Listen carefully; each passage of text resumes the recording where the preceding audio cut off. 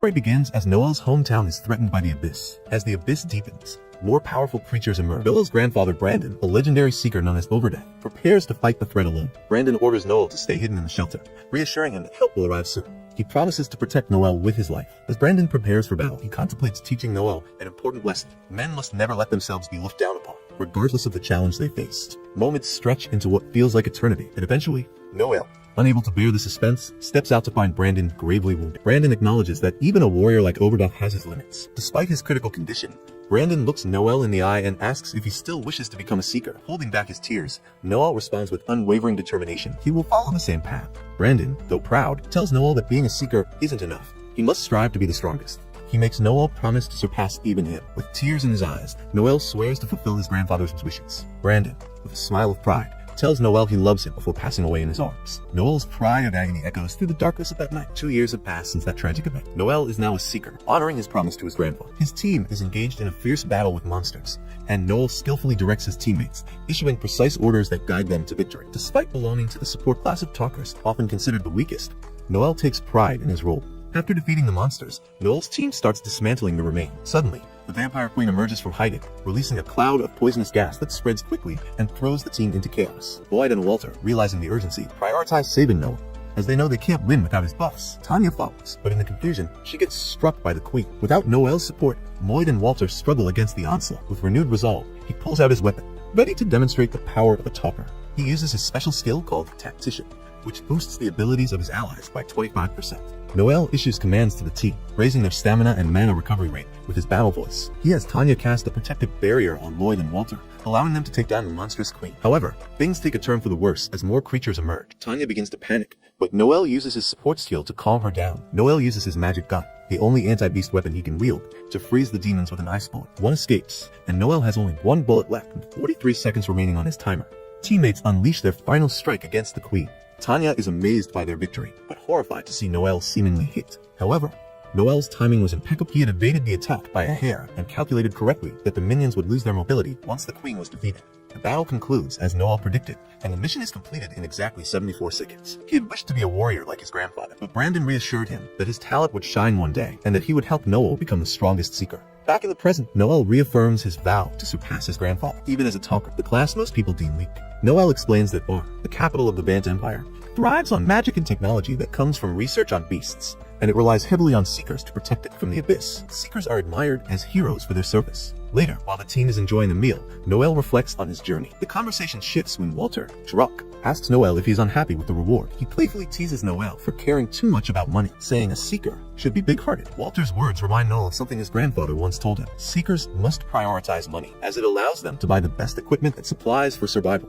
Being called greedy or selfish isn't something to be ashamed of. It's a sign of success. Overdeath had taught Noel never to let others look down on him, regardless of their opinions. Returning to the present, Noel insists he isn't upset about the reward, but Walter continues to criticize him. Their argument escalates, with Noel mocking Walter's reliance on age as a measure of authority. Noel points out that a seeker's strength should be determined by ability, not age. Furious, Walter accuses Noel of staying safe during battles, while others put their lives on the line. However, Noel continues to taunt him, which only intensifies the conflict. Lloyd quickly steps in to break up the fight, reminding them that they are comrades. To calm the tension, Lloyd suggests they split the reward and call it a night. This diffuses the situation, and the team agrees, deciding to set their differences aside. After paying the clan fee, each member ends up with only $2,500 from the mission payout. Tanya expresses her disappointment, feeling the amount is too little given the effort they put in. Lloyd tries to reassure her, explaining that while the mission was tough, missions like this one are rare, and they will earn more money in future jobs. Lloyd updates the group on their total savings, just over $100,000. Without hesitation, Noel proposes using that money to start their own clan. Lloyd warns him that establishing a clan requires a registration fee of $200,000, which is far more than they currently have. Noel remains confident, revealing that he is willing to contribute an additional $80,000 from his personal savings to meet the goal. He tells them he has already found a lead on a cheap place. Noel counters that their youth, attractiveness, and skills are assets that the country values. He argues that their appearance and abilities could help them secure sponsorships and additional income through contracts with companies. Noel shocks everyone when he declares that if they don't agree to form the clan, he is prepared to quit the party and take his share of the savings. He reminds them that he has a dream to surpass his grandfather, the legendary Overdeath, and become the greatest seeker. Lloyd is taken aback by Noel's conviction, but he understands that this is something Noel is unwilling to compromise on. Tanya, still in disbelief, questions Lloyd's choice, but he reassures her that this was always the path they were destined to take. Lloyd suggests they discuss the details further after resting and recovering from the long day and all the alcohol they've had. The group agrees to meet again in 2 days to finalize their plan. As everyone leaves, Tanya stops Noel, but in the end, only says goodbye.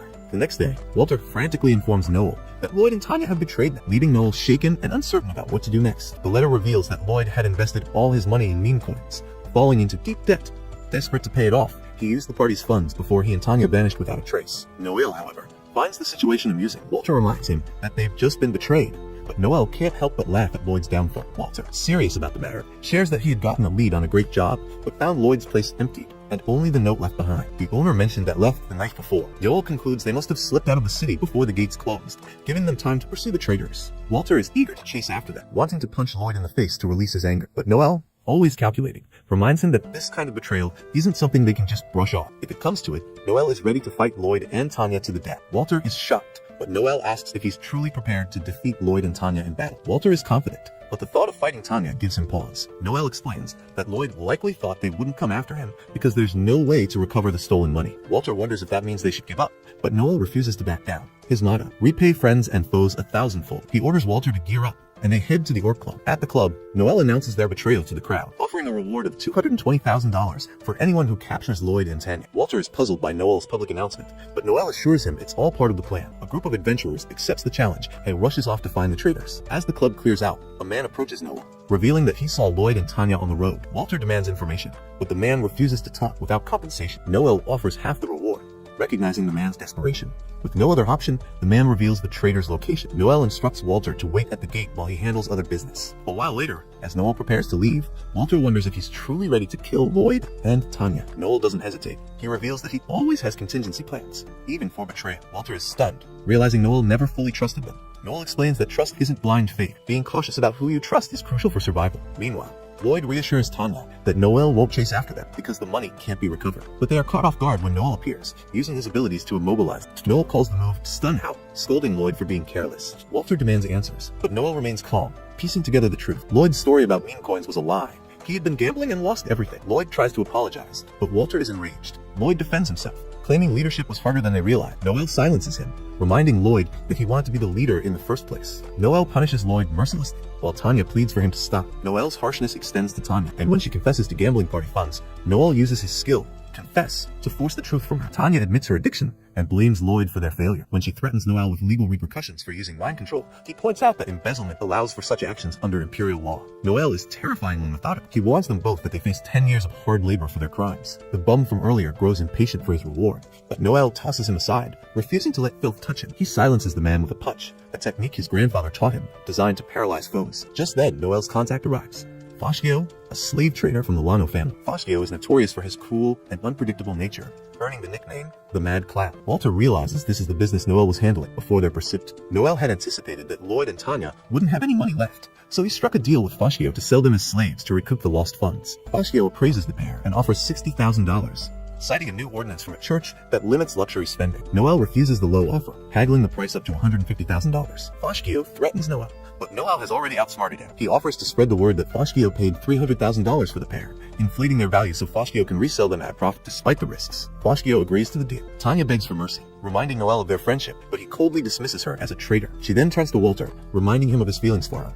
But as she is dragged away, she insults him as a coward. With the deal done, Noel pays the informant his $10,000. But the man insults him, calling him the devil. Unfazed, Noel sees it as a stepping stone to becoming the strongest in the world. Later, Noel meets with Walter one last time. Walter has decided to quit being a seeker, but Noel assures him that, despite his flaws, he's the best warrior Noel has ever known. They part ways, and as Noel reflects on his next steps, he spots a snake's shed skin, a symbol of renewal. But shortly after, Noel begins his search for a new party, hoping this time he won't need to sell himself short. Wolf, the hero, points out that talkers like Noel can't fight alone, and invites him to join his party, Lightning Bite. To everyone's surprise, Noel agrees to join, but on one condition: he must be the leader. Wolf, confident in his negotiating skills, agrees without hesitation, not realizing that Noel's condition is non-negotiable. While Wolf hesitates to give up control of his party, his teammates are more than happy to hand over leadership to someone smarter. Wolf begrudgingly agrees, though it stings to lose control of his own party. As they discuss Noel's terms, a mysterious girl sneaks up on them. Her name is Elma, and she's seen a notice Noel posted about recruiting new party members. Noel explains that non-seekers can't join,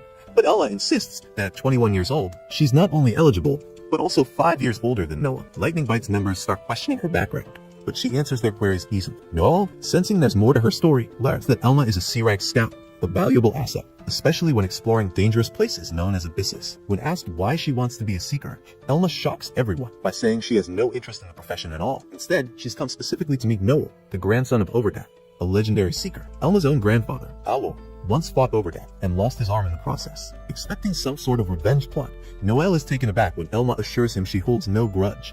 She simply wanted to see what kind of seeker Noel has become. When she reveals her grandfather's name, Alor, a hush falls over the bar. Alor is the infamous leader of the Society of Assassins, a secretive organization that takes out targets for a price. One patron, skeptical of Elma's story, accuses her of lying and claims she doesn't belong in the bar, as only seasoned seekers are allowed in. Elma boldly declares she'll prove herself by fighting it. Despite concerns from the others, Noel seems confident in her abilities.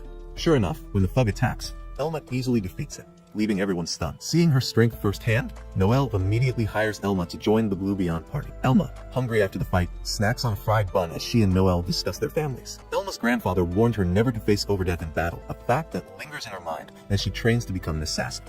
Though she hasn't reached B rank yet, she's confident she's close. Elma recounts her failed attempt to join the Society of Assassins. During her entrance exam, she effortlessly defeated her opponent, but her ruthless approach got her disqualified. The Society's new leader, Sion, deemed her a poor fit, explaining that they were transitioning into a more legitimate organization, planning to affiliate with the Crown and focus on espionage rather than contract killings. Noel is shocked by the revelation, but wonders if the Society will now try to silence. Elma assures him she'll protect, but Noel quickly dismisses the idea of her playing the role of his big sister. As they journey together, Noel teaches Elma about the intricacies of being a seeker. He explains how a buffer's skills work, including his powerful assault command ability, which can end the battle in one shot. Be aware of the battlefield's flow to direct their party's success, though they can't use buffs on themselves. Noel sets up a test for Elma to capture a killer bunny with his buffs aiding, while Elma boasts that she doesn't need his help. Noel insists the test is to see how well she can adapt to his skills. Surprisingly, Elma masters his buffs almost immediately, capturing not just one rabbit, but all of them in mere seconds. Noel is left in awe of her inborn talent, realizing she doesn't even need the extensive training his former teammates require. Elma's quick mastery proves that they're ready for their first job as a team. Noel accepts a request from a village troubled by thieves, setting the stage for the new Blue Beyond's debut. On their journey, Elma enjoys her first ride in a carriage. After struggling to find lodging, Elma innocently suggests they share a bed, which Noel rejects. Later, after seeing Noel's impressive physique, Elma can't help but comment on how strong he looks, though she regrets that no matter how hard he trains, he'll never match her natural abilities. Noel brushes off the remark, but it hits close to home. He knows that no matter how hard he pushes himself, he'll never catch up to someone born with talent like hers. Still, he remembers his grandfather people were missing, and he informed the chief that a few members had left the party. The chief, who had a shy daughter, had been looking forward to their visit, particularly to introduce her to Noel. It turned out she wanted to meet Noel. Noel then heard about a gang of thieves terrorizing the region, not only stealing, but also kidnapping women. They were rumored to be hiding in the Rocky Mountain. Noel requested an upfront payment of $200,000, with the remaining $300,000 to be paid upon completion. As they set off, Alma expressed her dislike for the chief, who seemed to be staring at her. Before they left, the chief's daughter wished Noel good luck, showing him a bamboo dragonfly he had given her. She cherished it deeply and promised to make him dinner once he returned. Alma teased Noel for being a bit of a flirt, which Noel shrugged off by calling her a bimbo to keep her quiet. They soon located the thieves' camp, but there were more bandits than the chief had mentioned. Noel spotted the leader and realized it was Gorda, a wanted man with a 2 million bounty, ranked as a B-level scout. He asked Alma if she could take him one-on-one, and she confidently agreed. Noel devised a plan to handle the situation, knowing he'd need to be cautious with his presence. He used his communication skills, while Alma moved in with her stealth skill. When she was ready, Noel stunned the nearby guards, giving Alma the chance to strike with precision and eliminate Gorda. Alma was thoroughly enjoying the fight, which concerned Noel, so he ordered her to stop and took charge himself. Returning to the village, Noel provided proof of completing the mission, but the chief withheld payment, inviting them instead to dinner. During the meal, the chief's daughter expressed the desire to become a seeker. However, training as a frontline fighter would take 2 years.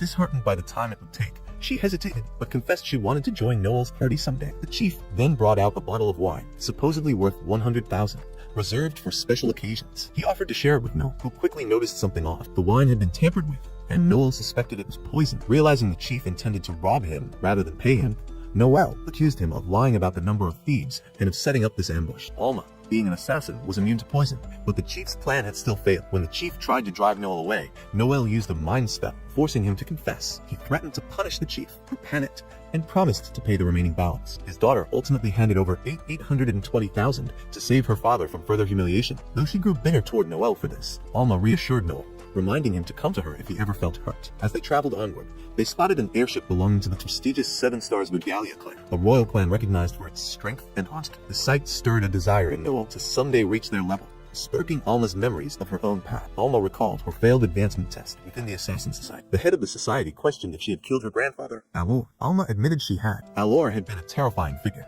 driven by an insatiable hunger for power, even resorting to kidnapping village girls to create offspring who might one day carry his essence. Alma, the only survivor among her siblings, had endured a harsh life under him. For this reason, the head of the society expelled her, believing she was too dangerous. Though shattered, Alma had one piece of advice: to seek out Noel, grandson of Eva. Meanwhile, in the capital's prison, a mysterious imposter knocked out a guard and took his form to spy on a notorious prisoner known as the Puppeteer, a criminal who had once terrorized the entire city. On the other side of town, Noel was busy with his rigorous daily training, jogging with heavy baggage. Despite his determination to become a skilled seeker like his grandfather, Alma often reminded him that no matter how hard he trained, he wouldn't match a naturally gifted warrior. One day, after completing his routine, Noel returned to find Alma inspecting his room. She teased him, pinning him to the bed playfully, but Noel pushed her away with a light hit as a way to reset boundaries. Later, as they strolled through the city, Alma saw a couple and decided she wanted to go on a proper date with Noel. He suggested they visit the Appraisers Association, where Alma could rank up and potentially take on new roles like scout or assassin. She agreed, but Noel asked her to hold off on deciding until they had new party members to balance their team. Their next stop was a dwarven blacksmith's shop, where the smith couldn't help but gawk at Alma's assets. Afterward, they visited a skill guide shop. Noel set Alma's budget at 1 million zinizens, insisting on no frivolous purchases. Alma agreed, but cheekily used most of the budget to buy a teddy bear along with a skill book, leaving Noel unimpressed. During their outing, Noel received a signal and had to leave abruptly, heading to the slums to meet his informant, Loki. Known as the Faceless, Loki was a master infiltrator, capable of assuming any form. Noel tasked Loki with gathering evidence to clear Hugo's name, potential party member wrongfully accused of murder. Loki also shared an alarming update. A new drug was circulating in the slums, causing uncontrollable rage. It was being distributed by the Gambino family, a branch of the notorious Luciano crime syndicate. While Noel was occupied, Alma was left stewing over their interrupted date. As Noel walked back through the streets, lost in thought about the city's crime families, he encountered a beggar who turned out to be a skilled fighter. The beggar, Sakishima, mistook Noel for a woman and advised him to leave the dangerous slums. Noel corrected him and declined the returned coin the beggar had picked up,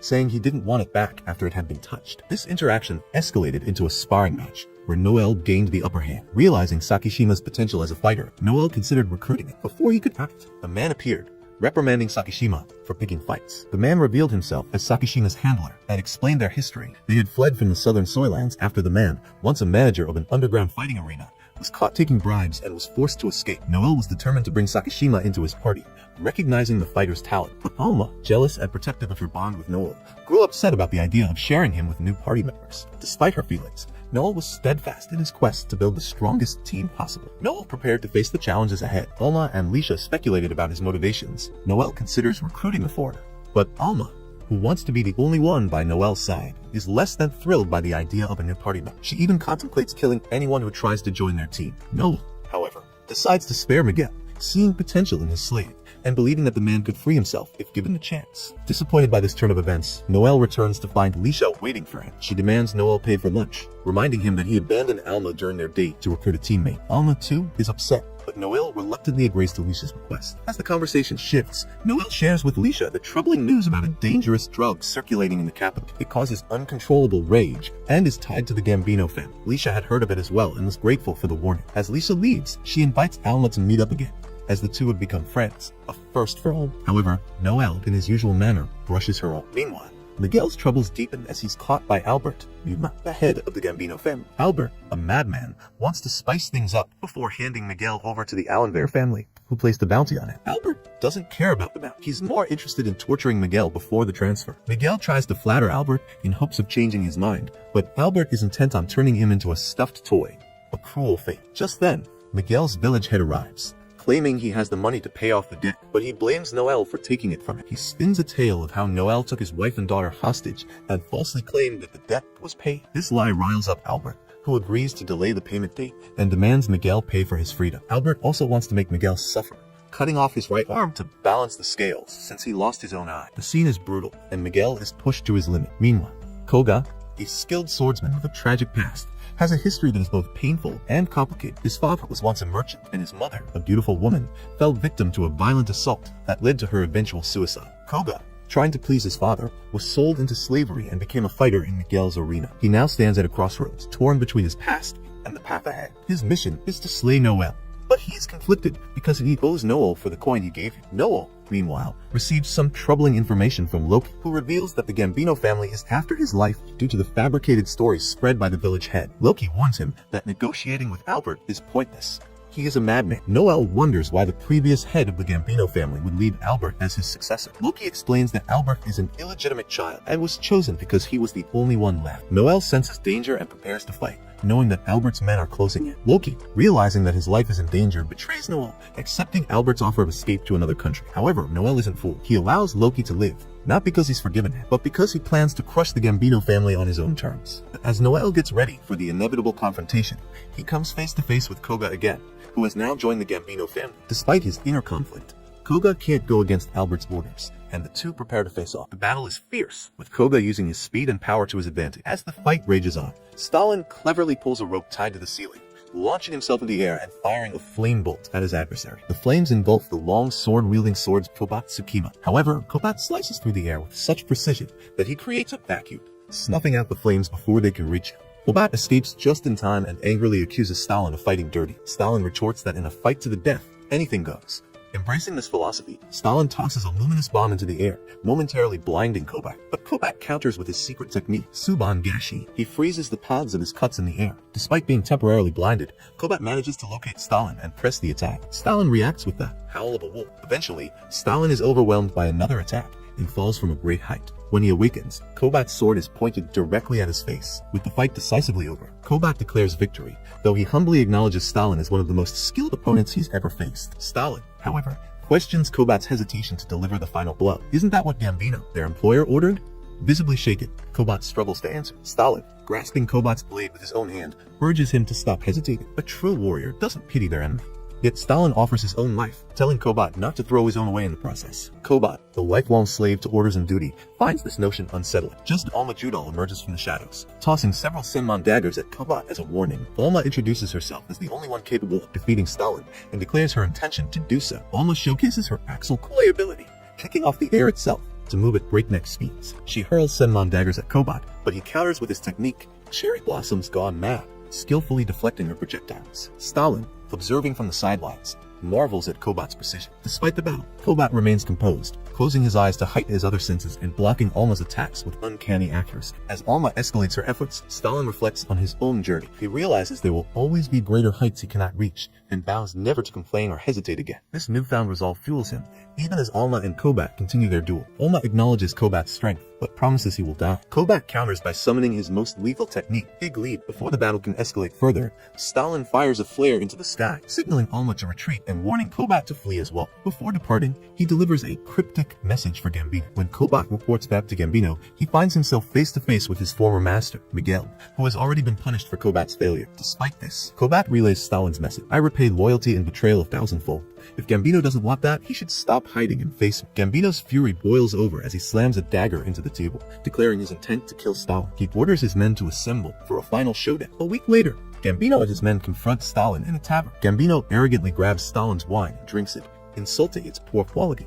Stalin coolly retorts that the wine was poisoned, much to Gambino's shock. The mob boss flees, seeking a doctor, while Stalin mocks his cowardice. In the aftermath, Gambino's own henchmen turn against him, fed up with his reckless leadership. They expose a web of lies, including the revelation that Gambino poisoned the former boss and fabricated his claim as the rightful heir. Stalin seizes this opportunity, challenging Gambino to a duel to determine the family's true leader. Barzini reveals that he has come to witness the duel.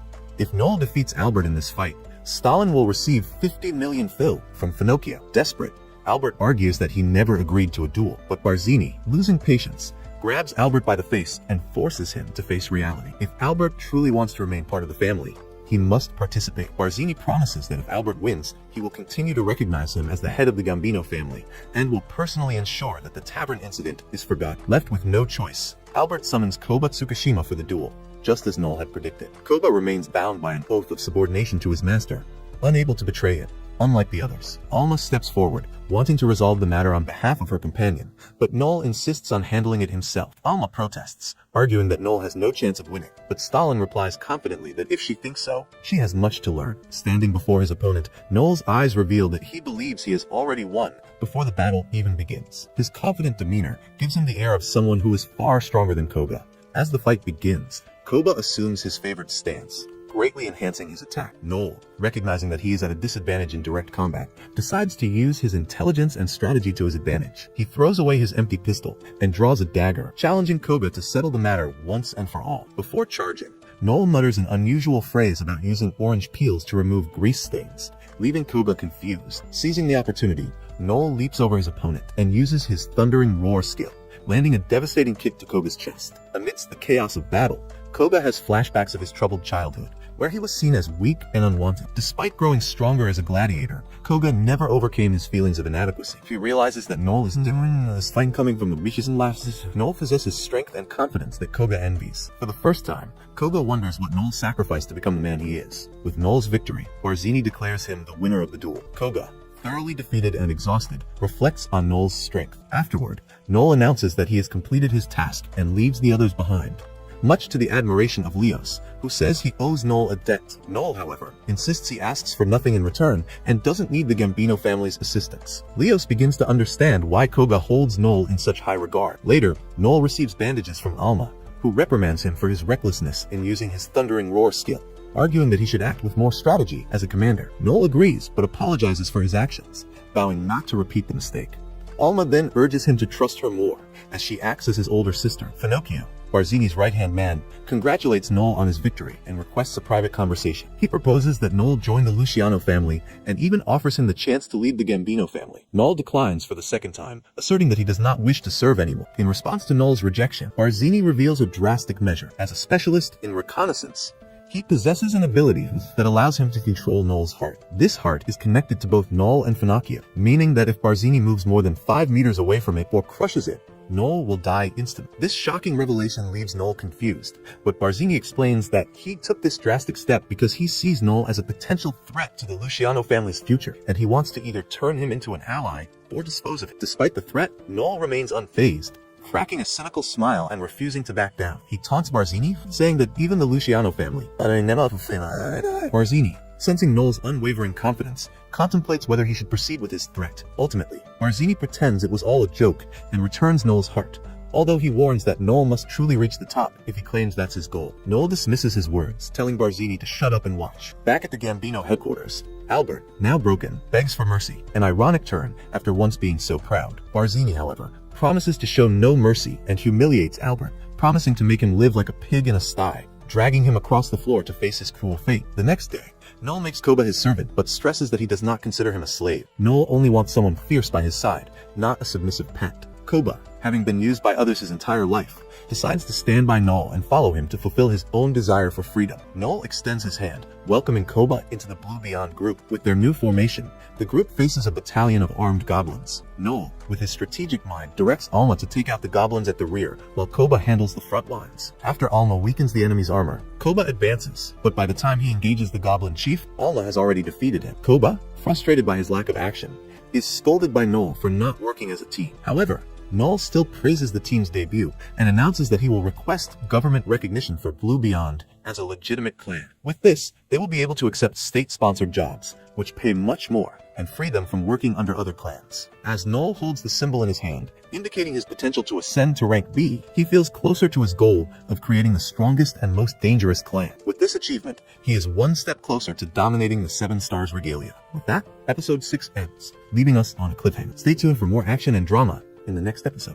Don't forget to subscribe to the channel and hit the bell icon to stay updated. Until next time. Kafka recalls a haunting incident from his childhood when a terrifying 6.7 fortitude kaiju attacked their city, forcing a mass evacuation. He and Mina had to flee with the rest of the terrified locals, all exhausted from the relentless cycle of attacks. As buildings were struck and chunks of concrete rained down from above, panic ensued. Mina tried to run but tripped and fell. Without hesitating, Kafka rushed to her side, plastering on a big fake smile in a desperate attempt to comfort her, assuring her that everything would be all right, even if he wasn't sure himself. Suddenly, several Defense Force trucks roared into the city. Kafka, filled with hope, shouted for them to take down the kaiju. But before anything could be done, another violent hit rocked the nearby building, forcing him to duck for cover. When the dust settled and he opened his eyes, Mina had vanished. Panic overtook him, and he screamed her name with all his might, but she was nowhere to be found. The memory shifted as the scene changed.